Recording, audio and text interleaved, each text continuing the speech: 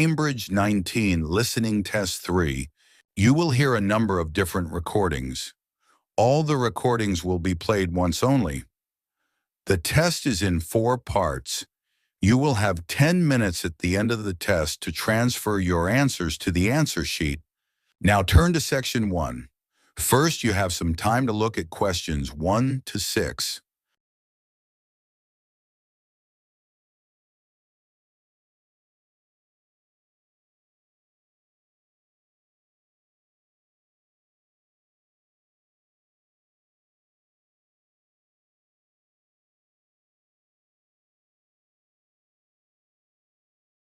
Listen carefully and answer questions 1 to 6. Hi, Shannon. How are you settling into your new flat?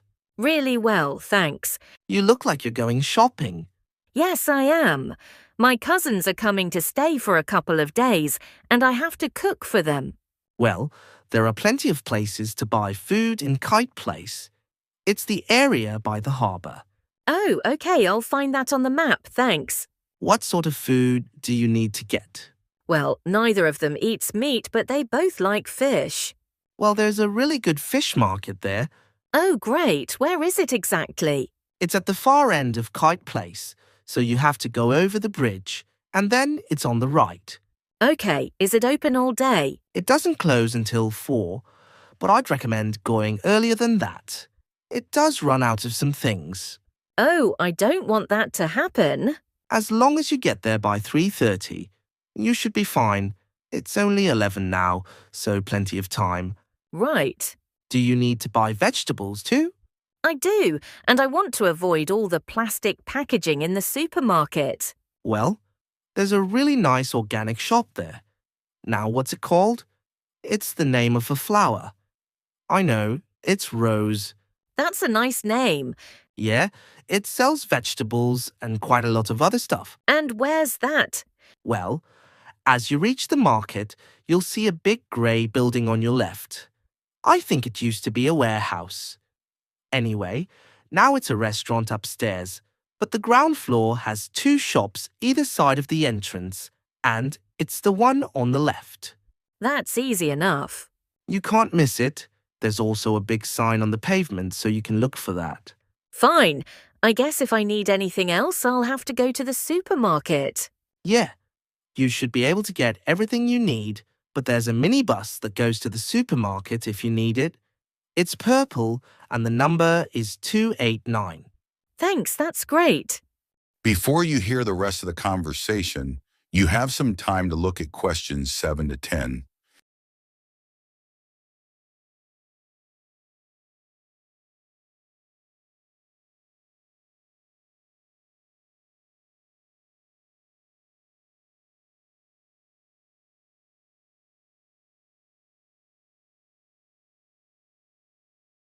Now listen and answer questions 7 to 10. So, what do you need to get at the fish market? The salmon is always very good, and the shellfish. I'm going to make a curry, I think, and I need about 12 prawns for that. They will have plenty of those. Okay. Have you ever tried samphire? No, what's that? It's a type of seaweed. I just ask for a handful and you fry it in butter. It's delicious. Oh, I might try that. How do you spell it? It's Samphire. Great. It's always good to try something different. Yeah? I'll see what beans they have in the organic shop, and I think I'll get something for dessert there. How about a mango? I'm not sure. They're not always ripe. I'd prefer a melon. It's bigger too. Good idea. The owner also sells a lot of spices there that you can put in a curry, and things like coconut. Oh, that's very helpful. I'll have a look. No problem. I know bread doesn't really go with curry, but I always like to have some in case. As I said, all the bread is homemade and there's lots of variety. I like the brown bread myself. Sounds good. They sell other things there too. Like cakes. I love chocolate cake. Well, not that, but they have a whole range of tarts, and the best are the strawberry ones. Perfect. Hopefully I won't even have to go to the supermarket. That is the end of part 1. You now have half a minute to check your answers.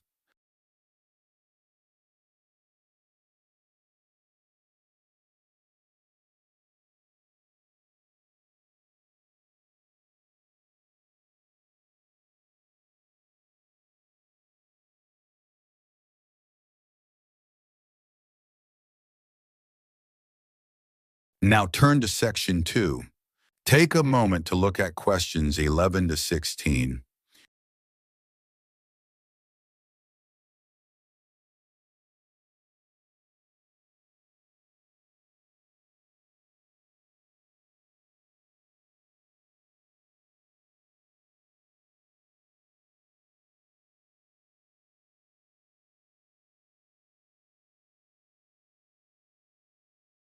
Now listen and answer questions 11 to 16.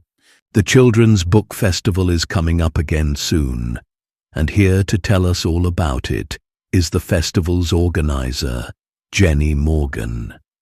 So tell us what we can expect this year, Jenny. Well, as usual, we've got 5 days of action-packed, exciting events for children, with writers coming from all over the country getting involved.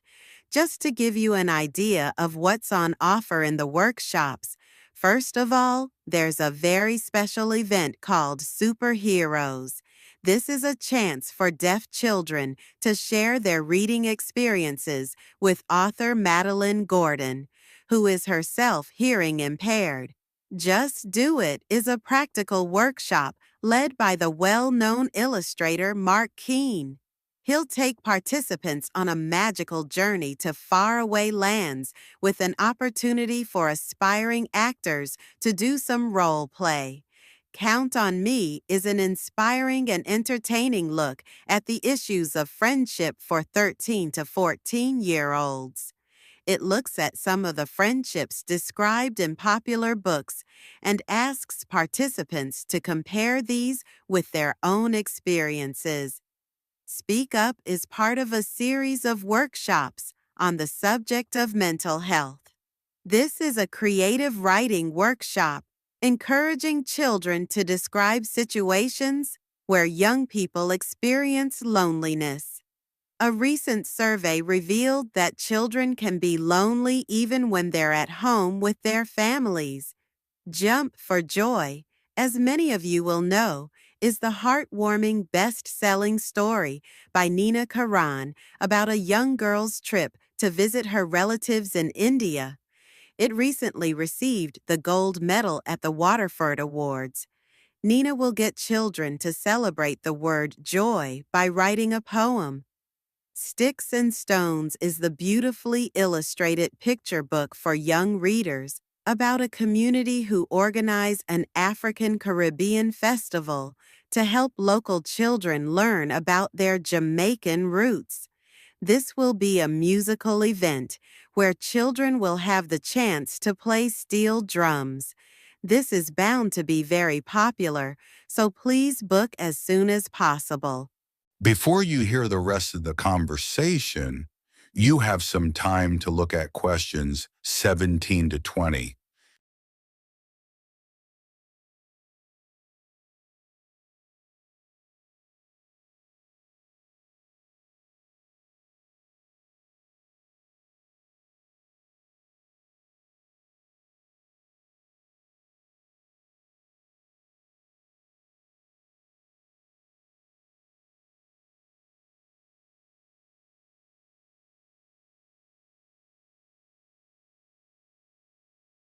Now listen and answer questions 17 to 20.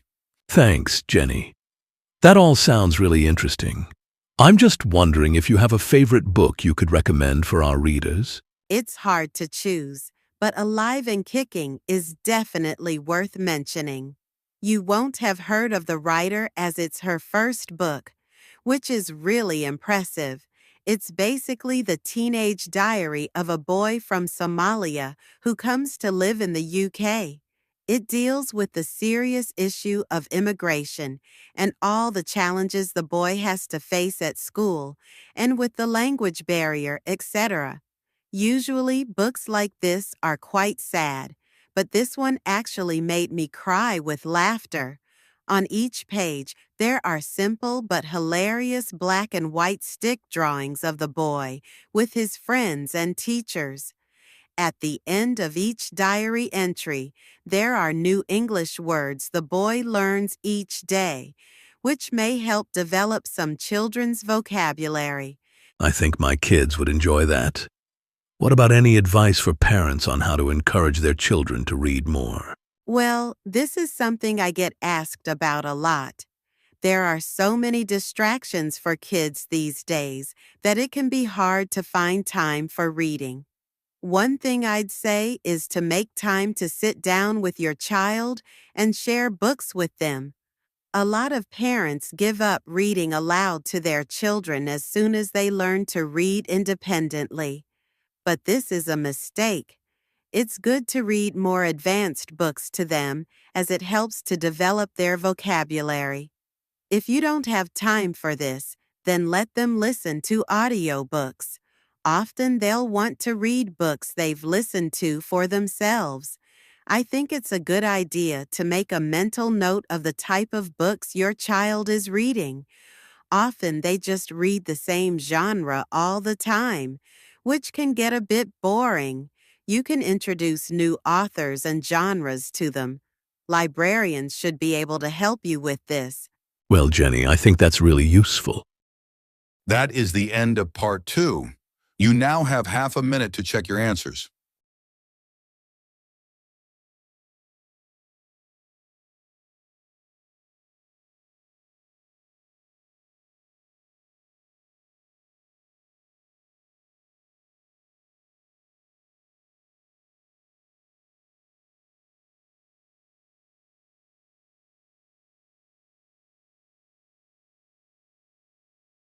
Now turn to part 3.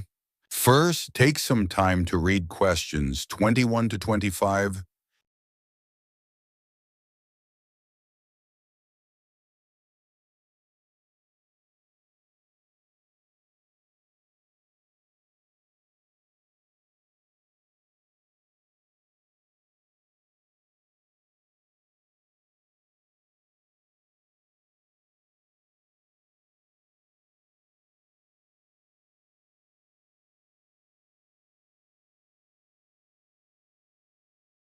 Now listen and answer questions 21 to 25. Hi, Jake. How are you getting on with the practical teaching? It's harder than I expected, but I've got some great classes. How about you? Not brilliant. I'm really struggling with my Year 12 science class. Are they hard to control? Well, I don't have discipline problems as such. It's just that they don't seem to think that science has anything to do with their lives. It's depressing. They listen to what I say, and I gave them a test last week and the results weren't too bad, but there's no real engagement. Right. And as part of my teaching practice, I have to design an experiment for them to do. I was wondering about something on the children's diets. Asking them to record what they eat and maybe linking it to their state of health. Let's think. So your methodology would involve the children recording what they eat. Okay, but you'd also need to have access to the children's medical records, and I don't think people would be happy about that. Confidentiality would be an issue. If you could get the right data, the conclusions might be significant. But I suspect it's just not going to be easy. Right. Have you thought about doing an experiment using animals? Wouldn't that be upsetting for the children? Well, the animals don't have to be harmed in any way. It could just be an experiment where they're given a certain diet and the effects are observed. Would I have to get permission to use animals? Yes, you'd have to submit an outline of the experiment and fill in a form, but it's quite straightforward. But if we found out that, say, a particular diet affects the health of animals, the same thing wouldn't necessarily be true for people, would it? No, that's true, but the findings for any experiment are going to be limited. It's inevitable. I suppose so. So what animals could I use to investigate the effects of diet? Mice? Yes, you'd need experimental mice, ones that have been specially bred for experiments. Okay, so what will your experiment be investigating exactly? Well, something to do with nutrition, so maybe we could look at food supplements, things like extra iron and extra protein, and their impact on health. That might be rather broad. Maybe just look at the effects of one supplement, like sugar, on the health of the mice. In fact, maybe the focus could be on whether mice can control their own diet. So, what happens when they have access to more sugar that they don't really need? Exactly. Do they eat it or do they decide to leave it? Great. Then later on, you could do a follow-up experiment adding another variable, like you could give some of the mice the chance to be more active, running on a wheel or something, and the others just sit around and don't do much. Or I could repeat the experiment but change the type of food I provided, or use mice with a different genetic structure. But I think your idea would be more interesting. I might think about that some more. Before you hear the rest of the conversation, you have some time to look at questions 26 to 30.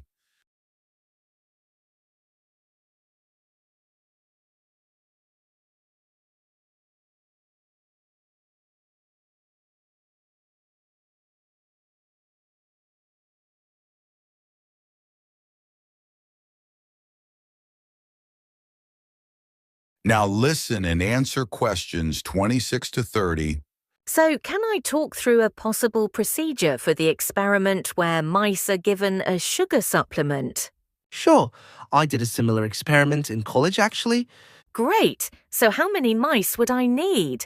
I'd say about 12, and all young ones, not a mixture of old and young. Okay, and I'd need 2 groups of equal sizes, so 6 in each group. And how would I tell them apart? I suppose I could put some sort of tag on one group, or just mark them in some way. You could use food coloring. That wouldn't hurt them. Perfect. Then each group would go into a separate cage, and one group, let's call them Group A, would be the control group. So they'd just have ordinary mouse food. I suppose you can buy that. Yes, it comes in dry pellets. And the other group would have the same as the first group, but they'd also have the extra sugar. Would you just give them straight sugar? I might be better to give them something like cereal with it. Then you'd need to weigh the mice, I should think, once a week. And you'd need an electronic balance. But we can't hold them on the balance, or it'd affect the reading. Exactly. So you need something called a weighing chamber to stop the mice from running away. It sounds complicated, but actually you can just use a plastic box with holes in the top.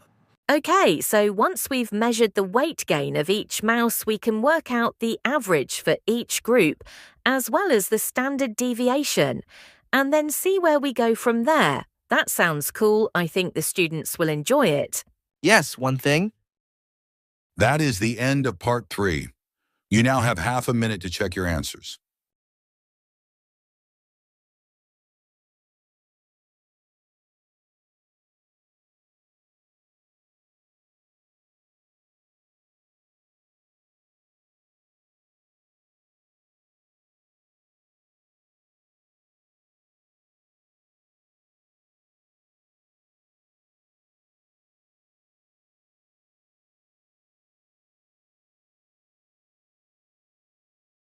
Now turn to part 4. First, you have some time to look at questions 31 to 40.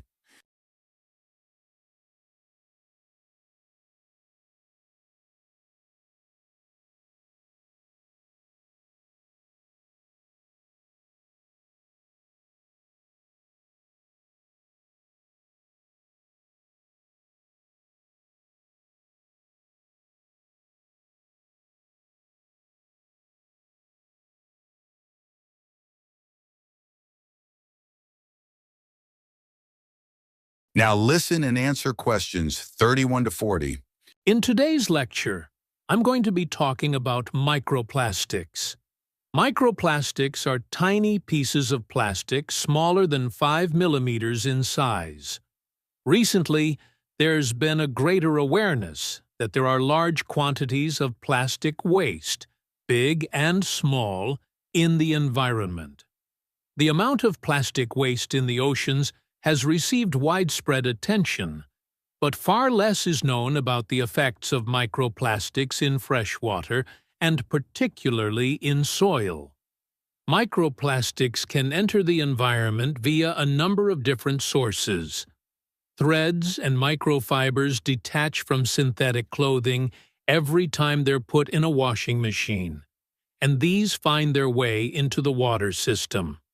Other sources include big pieces of plastic waste that are already in the environment, and these break down into microscopic particles over a period of time. On a larger scale, factory waste is another route, as are tires which wear down as cars, lorries, and so on travel along road surfaces. We already understand some of the impacts of microplastics from studies involving fish and other animals.